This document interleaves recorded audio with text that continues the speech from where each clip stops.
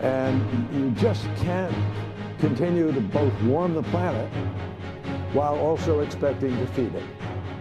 Doesn't work.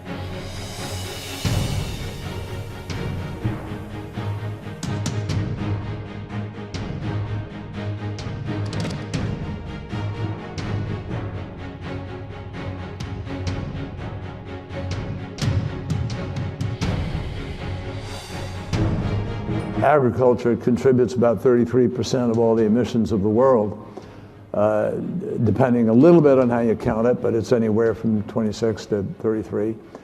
And we can't get to net zero.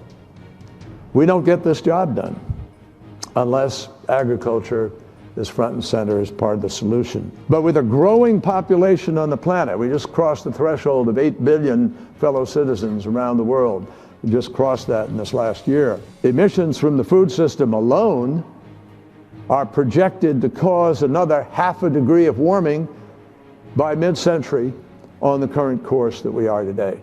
A 2-degree future could result in an additional 600 million people not getting enough to eat. And you just can't continue to both warm the planet while also expecting to feed it. Doesn't work. So we have to reduce emissions from the food system to keep the 1.5 degrees alive. Why do we have to keep 1.5 degrees alive? Because scientists, as a basis of physics and mathematics, not ideology and politics or party labels or anything else, as a matter of physics and mathematics and some biology and chemistry have told us these are the consequences. And we already see it happening. And almost everything they've predicted for 30 plus years now is coming true, but the problem is it's coming true faster and bigger than was in fact predicted.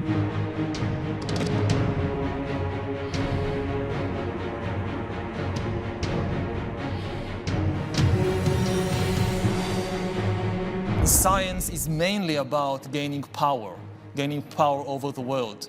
They use truth to some extent on the way to achieving power or to achieving order, but this is not their highest value. Say more about power. What do you mean? I think science as an institution is interested in gaining the power, to gain control over the world.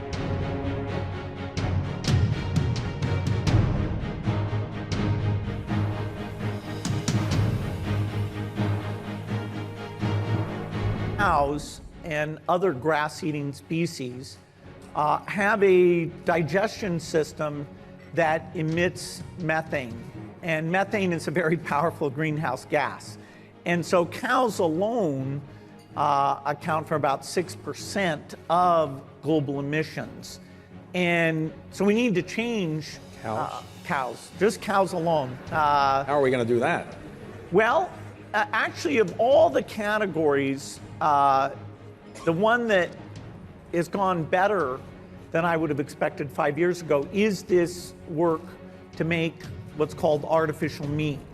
And so you have people like Impossible or Beyond Meat, both of which I invested in. Do you eat it as well? And do you like it? Absolutely. You do. You can go to Burger King and buy the Impossible Burger. All right. Is it healthier for you or just healthier for the atmosphere? It's slightly healthier for you in terms of less cholesterol. It's, of course, dramatic reduction in methane emissions, animal cruelty, manure management, and the pressure that meat consumption puts on land use.